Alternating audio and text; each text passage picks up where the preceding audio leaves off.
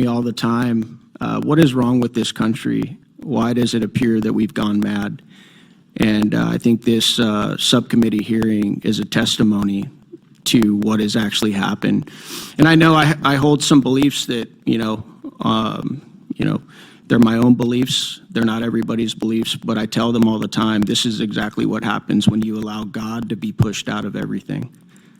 This is what we're seeing, because God has clearly spoken about this. In Genesis 5:2, he says, I created them male and female. And what's really going on up here in DC is just a microcosm of culture.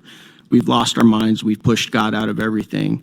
And it's one of the reasons why it appears that we've gone mad, and one of the reasons we have two beautiful young women here who are here to testify about how they've been abused in sports by biological men. And none of my colleagues on the other side of the aisle have asked you guys a single question. Have you noticed that?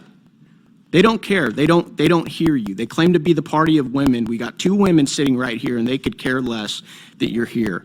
All they want to do is sit here and try and deflect and talk about how we're trying to bully transgender kids, and none of us are trying to do that. As a matter of fact, I feel sorry for a lot of kids that grow up with gender dysphoria. It's hard enough to grow up as it is, let alone taking that on and having to deal with that. But that's not why we're here.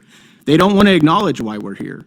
We're here to protect young women in women's sports from biological men. Most of the men, real men that I know, who came from good families, they were raised to protect women. It's something that we're all taught to do.